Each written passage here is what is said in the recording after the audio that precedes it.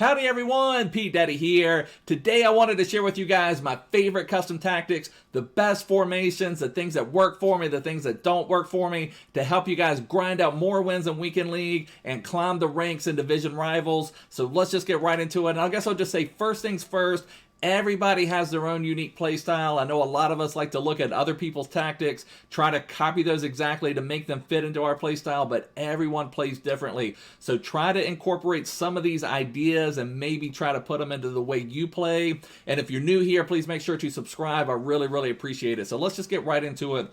And I guess the number one thing, the best formation this year is hands down the 4-2-3-1. And I know that kind of sounds boring. I know a lot of people play it, but it just works and it does a lot of things well. It helps you keep your defensive shape, but it also allows you to attack. It allows you to break down these people that are playing that extreme drop back. And I think I have kind of some unique custom tactics, and I'll try to explain why I use these and what they do for me. But I start every game now in this ultra defensive tactic, and you know, it's not an ultra defensive tactic by any means, but that's just where I have it slotted. But I play drop back, and you know, other top players are going to tell you to play balance. You know, that's the way you need to play. But balance just doesn't work for me this year. And the main reason why, I'm a little too aggressive on defense, and drop back allows other players to kind of help bail me out. I switch to my players a lot. If you're someone that just kind of hangs out with your CDM, moving around, you don't really switch as the ball is passed, then you probably would be better off with balance. But you'll see here, I play my drop back on 6 depth. So it is not super defensive. It's not holding back at all. But what it does allow me to do, it allows my players to come back. So if I'm switching to my center back and I make something, you know, I'm getting a little too crazy, I'm trying to press a little too hard, then I know I've got another center back. Maybe my wide cam has come back. You know, I've got other people I can switch to, and eventually I'm going to make that tackle, and I'm going to be able to play that aggressive defense and have other people to switch to.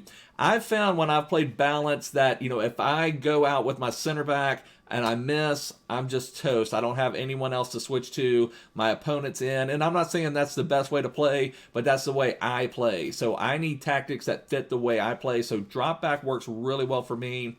For width, I like to play 3 width because ultimately, if someone's going to score a goal on you, they're not going to score from the hash lines. They're not going to score out wide. Now that may help them facilitate the attack, but I want everybody pretty compact near the goal, defending the goals, trying to stop any direct shots. So that's why I like my width on 3. So I think the width of 3 works really well. I think depth of 6 works really well. And part of it, you've got to look at your personnel. You know, now that we've got team of the season players, you know, I've got team of the season Andrew Robertson at left back, team of the season Trent Alexander-Arnold at right back. I've got some pacey center backs in Soyuncu, Trent Alexander-Arnold. They're able to track back for me, so I'm able to play that 6 depth and still also cover back, but it allows them to be higher up. Because sometimes where you guys get killed, you know, I'll watch other people play. When you're playing that 1 depth, that 2 depth, that 3 depth, it allows your opponent to build up everything at the midline. You know, they'll win the ball back from you. You know, you'll be attacking. They'll pass out to the midfield, and if you're playing that further back depth, it allows your opponent to get their attack just completely set up, or it makes you have to rush out to them so that you're not able to fully recover. But when you're on a higher depth and you're putting more pressure on them, you're not allowing your opponent to have that space to build up their attack to counter you. And counterattacks are so important in FIFA, so you've got to stop them before they get going. So it's very important to do that. So that's why I think this is working really well for me. Try it out, see what you think. I don't know. I'll get into some of the adjustments I make, but basically I hardly ever even switch to another formation. I will alter my 4-2-3-1 to be more defensive if I need it to be, or more attacking if I need it to be. But it's rare that I switch out of the 4-2-3-1, but we'll get to that a little bit later. As far as attack goes, I prefer balanced attack just to start off the game. There are times I'll switch to them, but I'll get to those in a few minutes. We'll just start in what I play in my base formation. Most of the time, this is what I'm going to be in. I've recently made this change, and I don't know if it's just Marcus Rashford. I've got Marcus Rashford playing as my wide cam. Maybe I should just go to that. Let me show you guys who I have playing where. I have Heung-min Son playing as my striker. I have Jamie Vardy playing as my central cam. Daniel James as wide cam, and Marcus Rashford as wide cam. And what I've had happening, and I didn't have this as much until I went to Rashford, or maybe I did, but maybe I just didn't notice it as much. I'm not sure, but it seemed like my wide cams, I was having them on 5 width. Now they seem like they're getting lost in the final third. They're just staying out too wide. And you can hit the R1 or RB trigger to kind of call them to you, but sometimes when you're in that heat of the moment in the final third, you're not able to effectively use that RB, R1 to call someone close to you. So I've just recently made this change to 3 width, and that seems to bring everybody else into the box a little bit. But what I was worried about, the wide play in FIFA is so important, the play down the wing. I'm still, even on the 3 width, Daniel James and Marcus Rashford are still making runs up the wing for me. But what I want in the final third is them to collapse a little bit more, and that seemed to help that out a little bit. So I'm thinking I'm getting the best of both worlds, but I'm still kind of tinkering with that a little bit. I did have that on 5, excuse me, but I've just made that recent change to 3. Players in the box, I've went back and forth on this a lot this year as well. Sometimes, I've had it a little bit higher, but then when you're playing those guys that are playing that one depth drop back, it just seems like you have 100 guys in the box. You can't pass to anyone. So I've been liking it on 3, and what that does, that kind of allows you to pass around a little bit. When you're going up against those guys, you have to break down deep. You kind of need to pass around the outside of the box a little bit, wait for that opportunity, and then finally you're able to just boom it in there. But when you have this a little bit higher, you sometimes have too many people in the box, just too much congestion, and you're just not able to get through. So this, having it on 3, just kind of allows me to have more room to pass, maneuver some things around, allow, a lot of FIFA, especially on attack this year, is patience. There's no real true meta way to score. FIFA 19, we had like those El Tornado crosses, and crosses in general worked really well. We had those like really long outside the box shots that just flew in. Early in the game, we had finesse shots, or you timed finesse shots were unstoppable. This year, there's no just like one unstoppable thing. So it's a little bit more about patience, waiting for your players to make that move, just give them a little bit of time. So you just need to be able to pass, have an option to go to, and be able to take advantage of that. Corners and free kicks, I just recommend having them on 2. It's very hard to score on a direct corner, so I play most of those short and then am able to work it around from there. But you don't want to get countered. It's so easy to get countered on corners and free kicks, so don't commit too many people forward on that. Same thing with free kicks. You can actually bury some nice free kicks this year, so you're going direct on a lot of those that are in shooting space, so it doesn't matter if that's on 1 or 5 if you're going direct. So keep those on 2. I think that's the smartest thing to do. And then we'll look at our formation again a little bit more in detail. You're wanting to look, especially on your wide cams. Everyone I have on this team, we're team of the season time now. Everybody's got a little bit of everything. But what you're looking for on the wide cams, those you want your paciest players. So Daniel James, Marcus Rashford, both super quick, both rapid. Both can get up and down the wing, but they're also able to cut inside a little bit, take advantage of some goals. I've went back and forth on this. Like you can see, I have Daniel James on the right. He's right-footed. I have Marcus Rashford on the left, and he's also right-footed. I go back and forth because sometimes, you want a right-footed player making a run up the right, similar to your fullback, to be able to cross it in a little bit more effectively. But then you also kind of want a player that can cut in and take that shot, that Robin shot, basically, how Robin would go up the right, cut inside with his left and shoot it in with his left foot. So, it's nice to have that. Ideally, you'd have a 5-star weak foot player, but I don't have that available to me right at the moment. But mainly pace is what you're wanting. You're wanting those guys to make those runs up the wing, start unlocking the defenses, call out people, basically. So, if your opponent's playing that drop back, and I can send Daniel James up the wing and bring out his fullback a little bit, bring out his center back, that opens up more space up the middle. Daniel James can cut inside, Marcus Rashford can cut inside. So on the wide cams, you're looking for pace. Now, Vardy has tons of pace, but you don't need, 99 pace on your central cam. Pace is always great. Pace is always wanted. Pace is amazing, but you don't have to have that necessarily on your central cam or even your striker, in my opinion. I know some people say they can get in behind, but seems like the majority of people I come across are playing so far deep, it's hard to get in behind them. Now, you can always trigger runs. That's another one. RB, R1 calls people short. LB, L1 sends people on runs. So, you do want to try to get people going forward, moving, movement is very important on this. You can't have your player staying static. So that's one reason, you want to trigger those runs as much as possible. But Heung-min Son, 5-star weak foot, that's another thing. In the middle, you want your strongest weak foot players. So Heung-min Son has 5-star weak foot. Jamie Vardy's 4-star weak foot. He's only 3-star skill moves, which isn't the end of the world for me. I mean, ball rolls work really effectively. Dragbacks are effective. The fake shot stop is really effective. So there's a lot of things you can do with 3-star skill moves. That doesn't just kill a card for me. Obviously, 5-star skill moves are great. When I've had Neymar in the central cam or striker role, having that 5-star does give you a little bit more you can do. But, there's a lot of things Vardy does really well. So you want your best weak foot players in the middle because that helps you be more unpredictable. Heung-min Son, I can go left, I can go right. It doesn't matter. He can vary it with either foot, so that works really well. Now, let's get into, you see my defenders there. I've got Ndidi and Henderson. Let's just go into some of my custom tactics, show you what I do. So for Heung-min Son, I'll just go ahead and show you right away. All of my cams and my striker, you can see I have on for interceptions. I have them on conservative interceptions.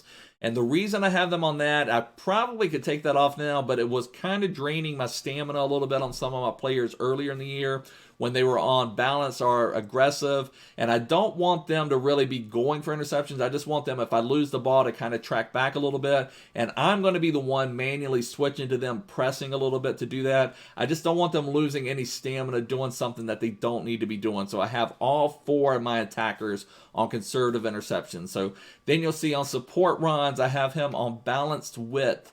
You could do stay central, but I like balance. I just want them to be able to move. For attacking runs, I have it on mixed. I know a lot of people like getting behind.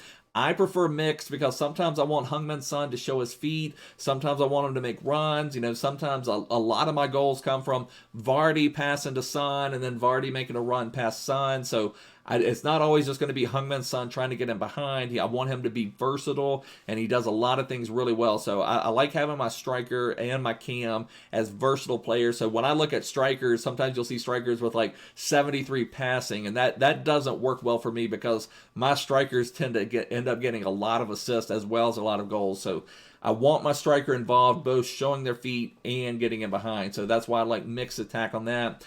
And I want them to stay forward. I want them to be up there as an outlet, ready for me to pass to them, ready for them to get the ball, so that I can start my break. I'm making when I win the ball back, I'm getting it up to Heung-min Son. Now, it's not always, you're not usually going to be able to just turn and run or anything like that, but you're making your opponent make decisions. You're making them having to shift immediately into something else. So I like that stay forward. I want them up there taking care of business. For my wide cams, I have both of them the same, and I have them on comeback on defense. So this is, sometimes you'll see people play balanced defense and then also have their wide cams on comeback on defense. I have it on drop back and comeback on defense, and that gets back into what I was talking about earlier. You need tactics to fit your play style, and like I was saying, I get a little crazy when I play. So let me go back into that to my formation. So like I'll have Wan-Bissaka, and I shouldn't do this, but it's the way I play. It's effective for me. It works more often than it doesn't. But say somebody passes out and I run out at somebody with Wan-Bissaka here. And if I make a mistake, then I need someone to be back there. So a lot of times I'll then be able to switch to Marcus Rashford or Daniel James, who are on drop back, but also come back on defense. So that really gets them back when my opponent is holding the ball. It gives me someone else I can switch to, someone else I can control. And again, if you're not someone that plays that way, I tend to switch everything. I go back and forth on how I should play. I try to put a lot of pressure on. And when someone passes the ball, I try to switch. I try to manually defend, try to be right on top of my opponent, but that's not always the smartest thing to do. But like I said, you have to find tactics to fit the way you play. So I have my wide cams on comeback on defense. I also have them on get into the box for cross because that's an effective way to score. There are times Daniel James is able to get in behind the fullback. Rashford's also making that run, so then you're able to do that low-driven cross and get an easy goal that way. So anything you can do to get an easy goal is very, very important this year. So I love having them on get into the box for cross and come back on defense. For Vardy, I do not have him on the comeback on defense, but I tend to end up controlling him more. So when I defend, it's usually I'm on Vardy, then I kind of go back to my CDM, then I kind of go back to my center backs. And I probably should not control my center backs as much as I do, but that's just the way I play. That's what's worked for me. So anyway, so for Vardy, I end up kind of controlling him, but I don't have him on comeback on defense, but he will be in the defensive area a lot of the times doing work for me. It also helps. I like him because he has high work rates, so he is able, excuse me, to come back and work hard on defense, which makes it really nice. And then as far as this tactic right here, I have him on stay on edge of box for cross. And the reason for that, if I have Rashford on get into the box for cross, and I have Vardy on stay on the edge of the box. So if Daniel James is making a run up the wing, I want Rashford crashing the goal, and I want Vardy kind of hanging back for, a pass back opportunity. So I've got kind of two levels of options to pass to, so I think that's an important tactic. Stay on edge of box for cross, and I also put him on free roam. I want Vardy kind of going where Vardy needs to go, just if he thinks he needs to go here, go there. If he thinks he needs to go there, do this. Whatever Vardy thinks he needs to do, go for it. So then when we get to our CDMs, this is where I get a little bit crazy too. I have Ndidi on balance on everything except for cover center. So Ndidi's going to get a little bit forward, be able to support the attack, but he also comes back. He's just a tank for me. So I would recommend you for someone in this role. You want him more defensive than offensive. You want him to have super high defensive stats. And, a little bit of offensive support is great. It helps out a lot. And Ndidi gets several assists, will bury a few goals for me every couple games. So it works out well to have someone that can do a little bit, but their primary focus is defense. And then we have Jordan Henderson. And here's one. I haven't really seen other people play this, but I love this tactic right here. You'll see here I have Henderson on get forward. So I've got one of my CDMs flying forward, getting into the attack. I scored multiple goals with Henderson, and sometimes he's just a distraction, instead, and especially this helps so much when you're trying to break down people playing that one depth drop back. When I have that extra option of Henderson, I have someone else to pass to. He may not even get the goal or assist, but he's made my opponent's defense change and shift out. So then Henderson gets the ball, and then he comes back to Vardy, and then back to Son, who's then has space to score. So that get forward tactic works really well for me. I love that one, and I have them on balance everything else except for cover center. And then as far as my backline goes, I have Andrew Robertson and Trent Alexander-Arnold on stay back while attacking. I like them to be back there. Now, what I will say, though, one thing people need to do more is involve their fullbacks, and you don't necessarily need to bomb them up the pitch, but you can get them involved. There's always space for your fullbacks, and so there's many times I'll pass back to Robertson, get him forward, I'll trigger a run for Robertson or Trent Alexander-Arnold, get them moving up the pitch a little bit, open things up, unlock the defense, get them into it. But I want their primary focus, though, is to get back. Once they've gotten involved in the attack, make sure you get back, make sure you're defending, make sure you're protecting our goal. And then for our center backs, it's just always going to be stay back while attacking. For my keepers, I've been wanting to change this to come out for cross and sweeper keeper. I just have not made the change yet, but I need to test that out at some point.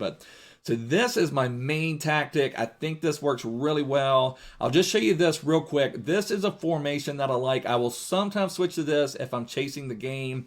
This is the 5-3-2, and what it basically does is I play it more like modern football. Robertson and Trent Alexander-Arnold are just there to bomb up the pitch.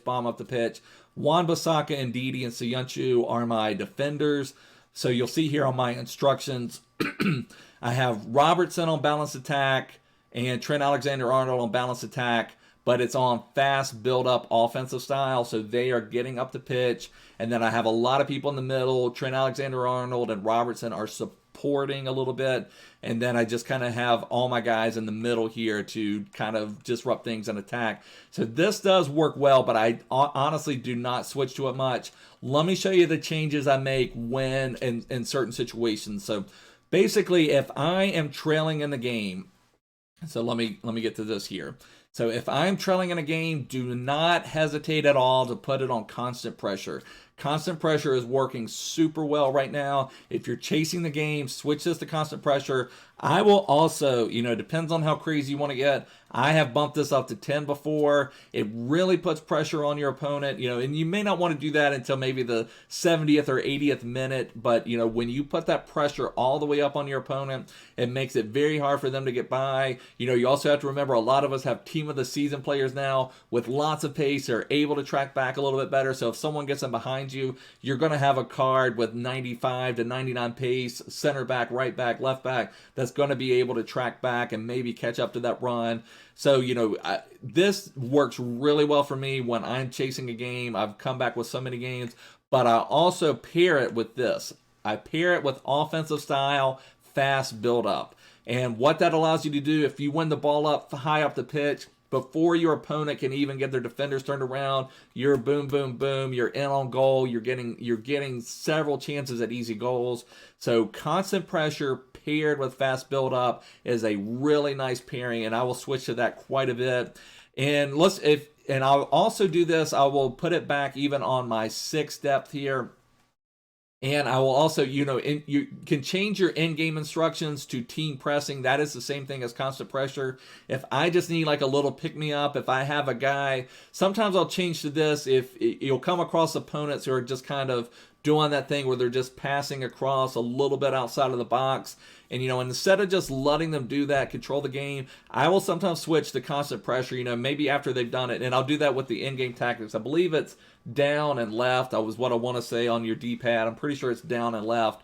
And that change it to team pressing, which is the same thing as constant pressure. And then that just, your opponent's just kind of doing these easy passes. And then all of a sudden people just jump out at them, attack them on defense. So that sometimes kind of changes the game up. The other thing I will do for changes is I will trigger, especially now that I have Trent Alexander-Arnold, Andrew Robertson, I have fullbacks with really high stamina. I will change to attacking fullbacks in game. So that is another thing I'll recommend. If you need a little boost on attack, if you need something to change it up, and use these D-pad tactics to make yourself unpredictable as well. One thing that does is that allows you to just completely change the game around, do something different, make your opponent think, okay, so, oh my gosh, I saw Trent Alexander-Arnold and Andrew Robertson bomb up the pitch. I've got to be aware of that, to give them something else to think about. Even if you don't stick to that, even if you turn it on for like one attack and then you turn it back off, use your D-pad tactics for certain things like that. Offside traps, another thing to do for, be careful with that, because I've seen too many people use it in bad situations and then they end up just allowing someone in 1v1 versus the keeper. So, but that's another thing you can do to kind of change the game up a little bit. So basically what I'm saying is the 4-2-3-1 can work a lot of different ways. Fast build up works really well. Balanced attack works really well. I'm not a huge fan of possession. I know a lot of people want, if they've got a lead in the game and their opponent switches to the constant pressure, they will change their offensive style to possession. I actually prefer balanced or long ball in that situation. And what long ball does is it allows you, if you've got your opponent just flying at you, long ball sends your attackers on runs, because again, like I was saying, you can trigger runs using the LB, but sometimes when you've got all that pressure in your face, it's not easy to do. Long ball kind of allows your attackers to make those runs. Then you can make those passes in behind your opponent who is trying to attack you. And I would rather score another goal to give me a 2 or 3 goal insurance lead than to just sit there and try to control the ball with my opponent just flying at me. So it makes it a little bit easier, in my opinion, if you put it on something like long ball or balanced instead of possession. But again, everyone plays differently. I've seen some people use possession and go 30-0. So, what works for you is what works for you. I don't mess with my players in the box that much when I'm trailing the game. I feel like fast build up just gets everybody forward already, so it doesn't really seem to mess with my players in the box. So when I am trailing the game, again, this is going to go to a constant pressure. And the other thing I do, what I like to do personally, and when you make a D-pad switch in game, sometimes the announcer will say, oh, they're you know, they're shifting to an offside trap or something like that. So I try to change it into something that I don't want them to know. So like if I change the constant pressure, I will also change it to something like my fullbacks to get forward, and then they may make an announcement. And I think it's based on something they used to have. We used to have a D-pad tactic for your center back to get forward. So sometimes when you change it to your fullbacks to attack, it will say like, oh, they're sending the center back forward to play as a striker, and so it's not even what's happening. But you know, I'm trying not to give away what I'm doing, so if that makes sense. So you know, you kind of want to disguise a little bit. Obviously your opponent's going to have an idea, but I feel like I don't want it announced to my opponent what I am doing. But like I said, I don't mind going to 10 depth. That has worked really well for me, especially paired with fast build up. And you do have to be careful. You may give up that goal, but when you're chasing a game, you're chasing a game, you know, and it doesn't matter. You know, if you're down 2-1, it doesn't matter if you lose 3-1 or 4-1 if you're going to lose anyway. So, you know, sometimes you just have to chase the game, and if you give up that extra goal, that's just what sometimes happens. But anyways, guys, I just wanted to go over what is working for me. Let me know down below what's working for you if you're having success with anything. But this is going to wrap up the video. Please give me a big thumbs up. Please make sure to subscribe. Follow me on Twitter. Follow me everywhere. But I'll see you guys soon. Bye.